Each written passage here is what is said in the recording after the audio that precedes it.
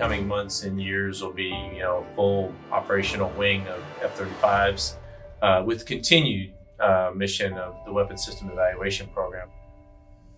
One of the biggest things we have here at Tyndall is range space over the water. There's really no other place that we can replicate a modern peer fight. And that airspace, with the size it is, provides us with a training venue that we can't really get anywhere else.